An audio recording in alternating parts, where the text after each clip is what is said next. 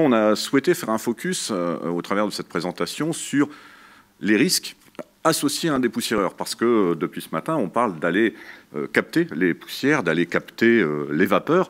Mais oui, effectivement, ça nous permet de limiter les zones auxquelles les opérateurs vont être sollicités. Mais du coup, on va concentrer ces sources de poussière, de vapeur, dans un ensemble. On va parler en particulier ici du dépoussiéreur. Donc, au niveau d'une installation de dépoussiérage, on va devoir générer et gérer un certain nombre de risques. Ces risques, ils sont le fait que, comme on a accumulé les poussières dans le dépoussiéreur et qu'on va cycliquement injecter de l'air comprimé pour assurer justement un débit constant, on va remettre en suspension les poussières. Et c'est bien ce qu'on a vu ce matin, c'est qu'une concentration importante de poussière, de l'ordre de quelques dizaines de grammes, plus la mise en suspension, on se rapproche. Déjà, premièrement, on a bien une zone ATEX potentiellement dans l'appareil, mais voilà, il ne nous manque plus qu'un seul élément, c'est la source d'inflammation. Donc, le premier risque à prendre en compte sur une installation de dépoussiérage ou de ventilation, c'est la gestion du risque électrostatique. C'est le risque le plus important. Bien sûr, il y a toutes les autres sources d'inflammation qui vont pouvoir intervenir également, mais on va déjà se focaliser sur ce risque-là. Ensuite, au niveau d'un dépoussiéreur, on va avoir plusieurs méthodes pour le protéger contre le risque d'explosion. Une des méthodes la plus utilisée, c'est le fait d'installer sur le dépoussiéreur une surface faible qu'on appelle un évent d'explosion et qui va nous permettre de canaliser l'explosion vers l'extérieur. Donc justement, il va falloir s'assurer que cet évent donne bien sur une zone de sécurité et donne bien sur l'extérieur. Et le dernier point, une fois qu'on aura fait en sorte que l'intégrité mécanique de notre dépoussiéreur puisse mettre en sécurité les opérateurs et les installations qui se trouvent autour, il va falloir réfléchir à la notion de découplage. Et un point important, c'est qu'une explosion peut se propager. On l'a évoqué également ce matin, on a parlé d'explosion secondaire. Donc le fait qu'une première explosion avec son onde de pression et sa flamme remette en suspension d'autres poussières présentes sur le site et que, par effet domino, on se retrouve avec des conséquences beaucoup plus dévastatrices que simplement une explosion qui soit concentrée au niveau du dépoussiéreur. Donc au niveau de la protection même du dépoussiéreur, on va faire un petit focus sur la partie évent d'explosion. Normalement. C'est un petit film qui doit se lancer. Voilà. Le voilà. Donc là, il s'agit des essais de certification que nous avions réalisés à l'INERIS. Donc justement, l'évent d'explosion est bien un organe certifié. Donc là, vous avez une vidéo qui vous montre l'explosion à vitesse réelle, ensuite à 50% de la vitesse, et au final 25% de la vitesse d'explosion. Malheureusement, on n'a pas le son associé parce qu'il est important aussi. C'est là que vous prenez conscience de ce qu'est une explosion. C'est de ressentir et le bruit et l'onde de pression. Et typiquement, la longueur de la flamme, là, par exemple? Là, typiquement, on est sur une flamme qui fait à peu près 10 mètres de long. 10 mètres de long. Et dans les conditions où on a fait le test, maintenant, dans certaines configurations, on peut aller avec des flammes qui sont beaucoup plus longues que ça. Tout dépend du volume de poussière qu'on va retrouver dans le dépoussiéreur et donc des conditions de l'explosion. Ce qui est important de voir ici, c'est que l'explosion, c'est un phénomène ultra rapide. On est inférieur à la seconde. On parle de quelques centaines de millisecondes, donc on n'a pas le temps de réagir. On n'est pas sur la propagation d'une flamme. On sait toujours que pour un incendie, il faut intervenir dans les premières minutes.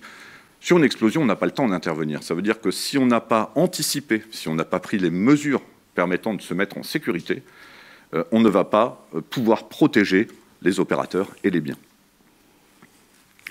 Donc, avant de définir une protection sur un appareil, je passe rapidement, mais bien entendu, il nous faut connaître les produits que l'on va utiliser et qui vont se retrouver dans notre dépoussiéreur.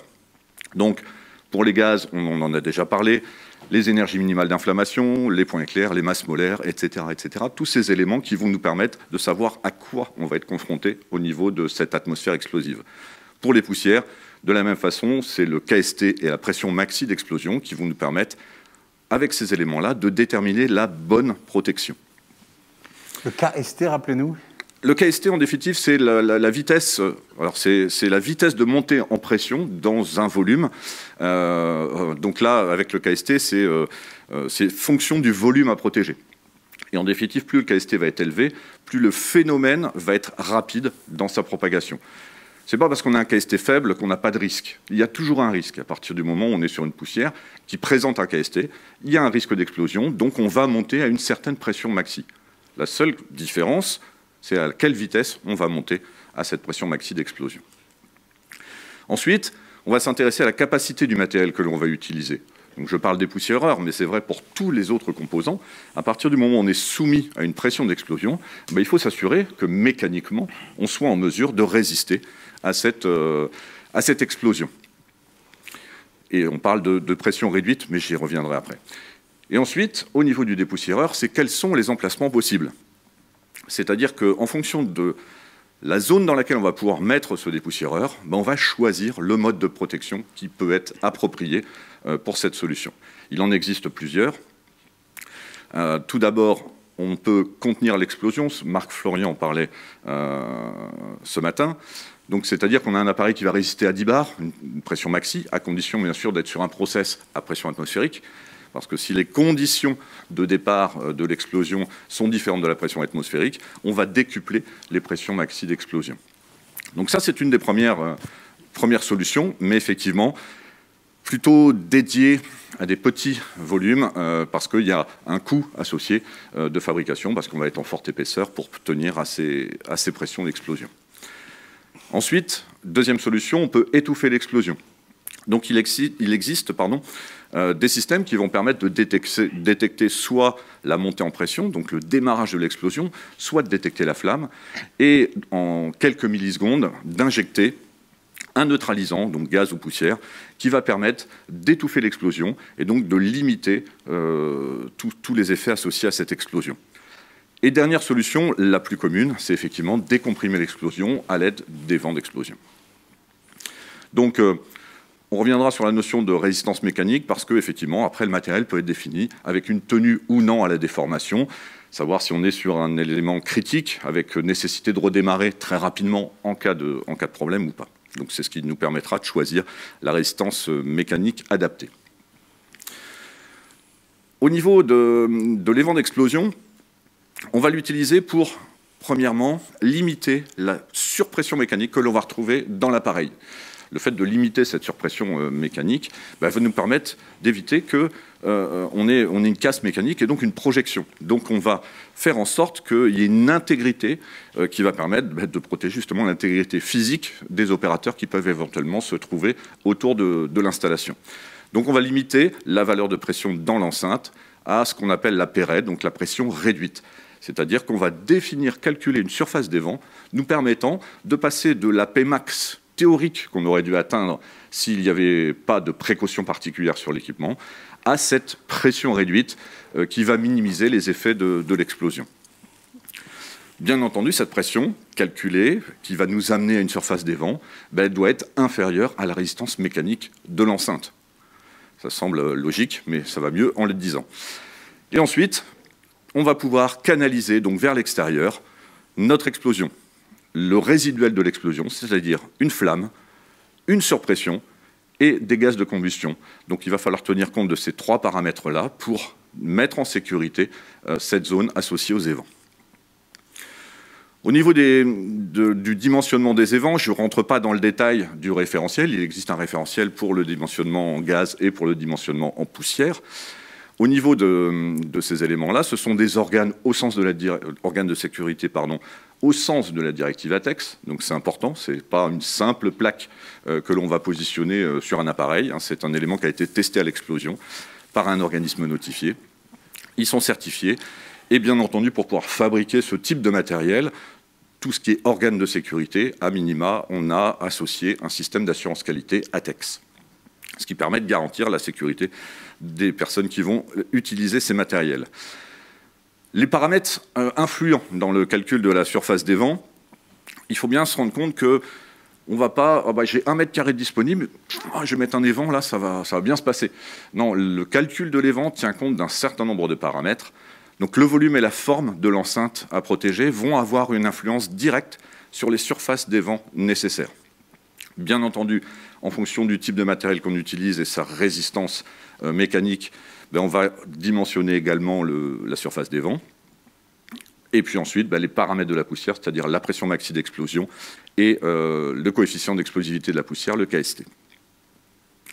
Attention également aux notions de pression statique d'ouverture des évents. En règle générale, on est autour de 100 millibars, mais ce n'est pas il peut y avoir d'autres valeurs en fonction de process, par exemple, et du rapport L sur D, donc de la forme de l'allongement de l'enceinte que l'on souhaite protéger. Tous ces éléments-là ont une influence directe sur le calcul de la surface des vents. Donc ce n'est pas quelque chose de trivial. Il y a vraiment une réflexion à mener pour bien protéger l'équipement. Un autre élément que l'on retrouve de plus en plus en termes d'utilisation, c'est ce qu'on appelle les évents indoor. Donc là, j'ai mis un petit panel de ce qui se fait aujourd'hui. L'objectif de l'évent indoor, c'est justement, je vous disais, quand l'évent va s'ouvrir, on va avoir une flamme, une onde de pression et des gaz de combustion. L'intérêt de l'évent indoor, c'est de pouvoir, indoor, donc potentiellement décharger à l'intérieur d'un bâtiment, mais sans avoir justement cet effet de flamme, puisqu'on va laminer la flamme sur un maillage métallique, et ce qui va permettre de limiter les zones de sécurité. Ça ne veut pas dire qu'il n'en existe pas. Il y a toujours des zones de sécurité associées à ces évents indoor, mais ça va permettre de limiter, puisque déjà on va faire disparaître la flamme, celle que vous avez pu voir sur la petite vidéo, qui faisait déjà 10 mètres de long. Donc possibilité avec ces évents indoor de dégazer dans un local. Il y a des zones de sécurité à respecter, que ce soit pour les machines, puisqu'on a aussi l'onde de pression. L'onde de pression, par contre, va passer au travers de ces évents, donc elle va se retrouver dans le local, donc il faut la gérer. On va la gérer en mettant en place des zones de sécurité, donc pour les machines et pour le personnel. Bon, c'est pour le personnel, en règle générale, au moins un minimum de 2 mètres. Et puis attention, l'onde de pression, comme je vous le disais, elle passe de l'intérieur du dépoussiéreur vers le local à protéger. Donc ça veut dire qu'il faut qu'on ait un minimum de volume du local pour pas que ce soit le local qui fasse évent, finalement, avec la montée en pression. Attention sur l'utilisation de ce type de produits. Ils sont limités de par leur certification en termes de KST, donc de vitesse de sollicitation à l'explosion. Et très peu, aujourd'hui, sont capables de traiter des poussières métalliques. Donc, c'est pas pour ça qu'on ne voit pas sur certains sites des applications où on a des évents indoor sur des poussières métalliques. Mais alors, attention à l'utilisation, mais ça, c'est vrai pour tous les éléments ATEX que l'on peut utiliser. Il y a des conditions spécifiques d'utilisation, il y a des limites d'utilisation.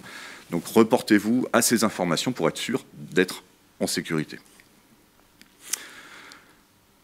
Au niveau du dépoussiéreur, donc on va pouvoir le positionner avec ces différentes solutions. L'idéal étant à l'extérieur. Je pense que l'INRS approuvera cette approche-là, c'est-à-dire que si on peut justement avoir ces éléments potentiellement à risque le plus loin possible des opérateurs, c'est la meilleure approche. Si on les met à l'intérieur, attention avec obligation de canaliser les évents vers l'extérieur. On a l'occasion, malheureusement, en visitant les industriels que sont nos clients, de voir certains dépoussiéreurs positionnés à l'intérieur du bâtiment. Et j'ai même vu, moi, un poste de travail où l'opérateur, l'évent du dépoussiéreur était juste à sa droite. Il était content parce qu'il pouvait s'en servir pour accrocher le cintre et mettre sa tenue de travail là-dessus. Donc voilà, un évent dans un atelier, ça n'existe pas. Ça ne doit pas exister, ça ne doit plus exister. Donc c'est obligatoirement canalisé vers l'extérieur. Et une fois qu'on l'a canalisé à l'extérieur, attention, il y a une zone de sécurité. Si je le mets à hauteur de passage d'hommes ou juste sur le parking de stationnement des voitures, quand il y aura une explosion, si un jour il y a une explosion, effectivement, ça n'arrive pas tous les jours, c'est le principe même de l'accident, mais le jour où ça va arriver, si c'est une zone de passage, si c'est une zone de circulation, de stockage, mais ça va créer d'autres dégâts qui peuvent être encore plus importants. Donc, canaliser vers l'extérieur, une zone de sécurité, et il faut baliser, il faut identifier cette zone de sécurité de sortie des évents. Et puis dernière solution, on peut le mettre à l'intérieur, ce que je vous expliquais juste avant, avec des évents indoor, ou sinon on revient à une protection qu'on appelle la suppression d'explosion, c'est-à-dire détection rapide du démarrage de l'explosion, et puis on va étouffer l'explosion de manière à ce qu'on contienne le phénomène. Donc ça, c'est vraiment ce qui concerne l'aspect purement dépoussiéreur.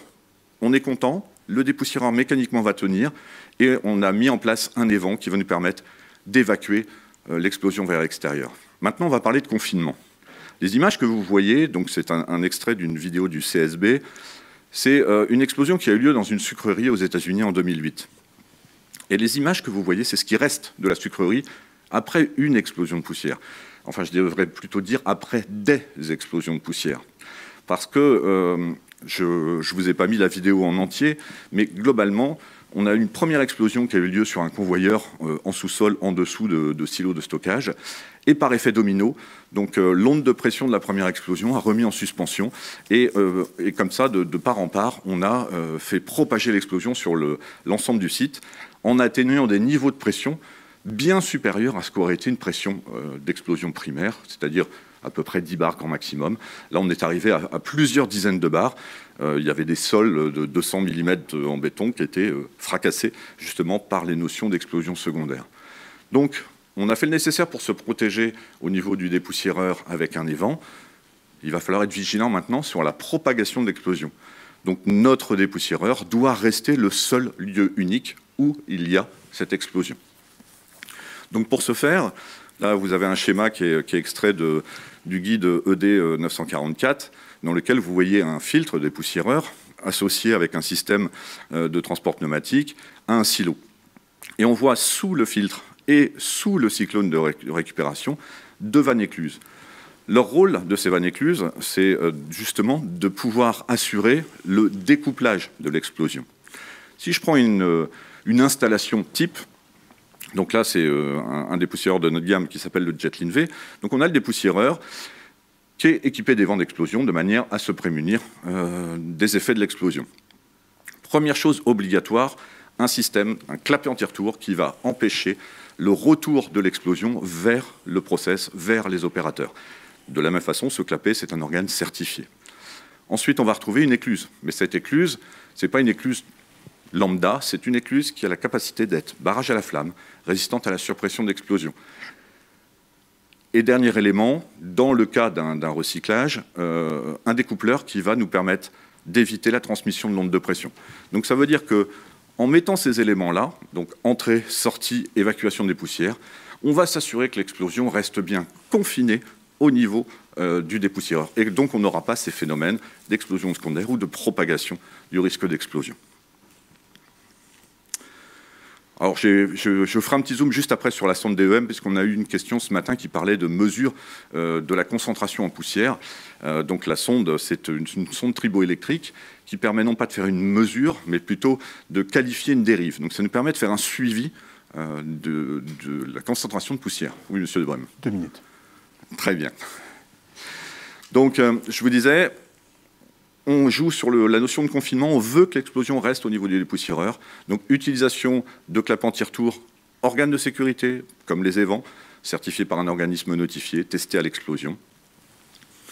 Ensuite, on doit absolument se poser la question au niveau du dépoussiéreur, si vous êtes sur plusieurs cellules, si elles sont indépendantes, elles peuvent intercommuniquer. Si elles intercommuniquent, mal, elles peuvent être le lieu d'une explosion secondaire.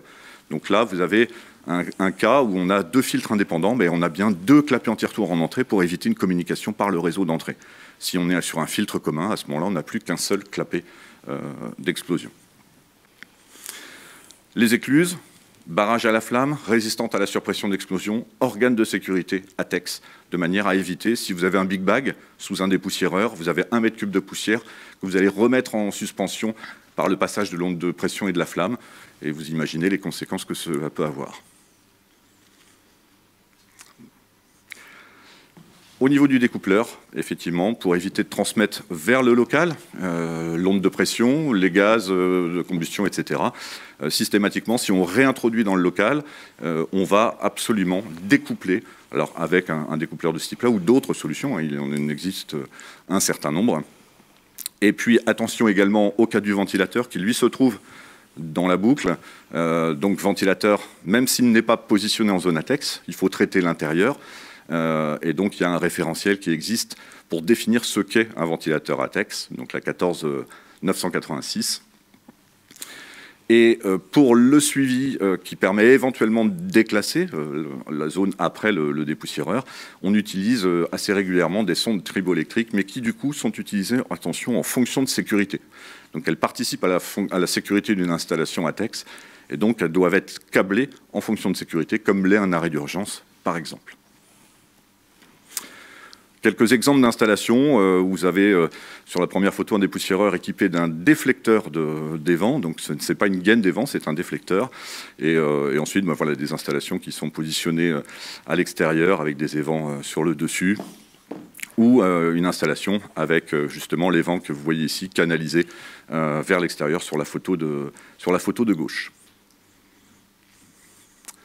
Dernière chose, pour en finir, juste un rappel, la ventilation, le dépoussiérage, l'aspiration centralisée haute dépression, ce sont des outils qui vont permettre justement d'aller chercher les poussières. Donc on va traiter le risque ATEX, on parlait du risque chimique ce matin, donc on va protéger les opérateurs, les voies aériennes des opérateurs. Donc ce sont des outils pour limiter les zones ATEX. Vous limitez les zones ATEX, vous limitez les risques et accessoirement les coûts. Donc pensez à ces éléments-là et merci de votre attention à tous. Merci beaucoup Stéphane Cousin. Alors quelques questions pour vous. Quelles sont les précautions à prendre dans le cas du stockage de produits inflammables, comme des pots de peinture, des solvants, dans des enceintes fermées? Quelles sont les précautions à prendre? Alors, en termes de précautions, tout va dépendre, on en parlait également ce matin, du DRPCE, c'est-à-dire quel scénario de risque on a imaginé dans cette zone de stockage. Si tous mes pots sont fermés hermétiquement, où je suis sûr que je n'aurai aucun risque de renversement et autres, peut-être qu'il n'y a pas de précaution à prendre. J'en doute, mais peut-être. Donc tout dépend effectivement de la notion de risque. Qu'est-ce qu'on va regarder? Est-ce que c'est un pot de 50 centilitres qui va se renverser? Est-ce que c'est un fût de 200 litres?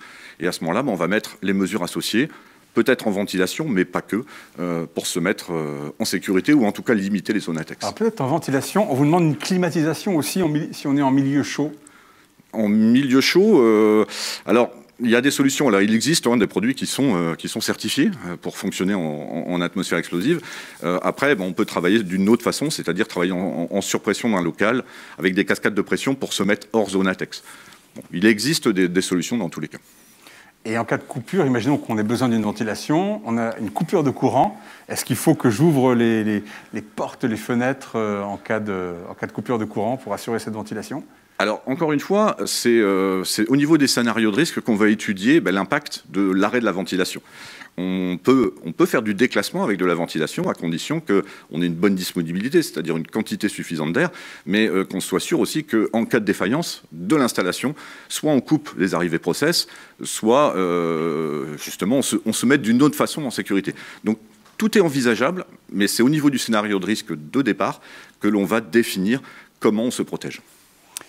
Il y a des dépoussiéreurs dans les centres de tri de collecte sélective des déchets ménagers avec un mélange de très nombreuses poussières, soit combustibles, soit non combustibles. Comment se dimensionne un évent dans le cas de ce mélange de poussières dont on ne connaît pas les proportions? Alors, en règle générale, on connaît individuellement les produits qui vont rentrer dans la composition.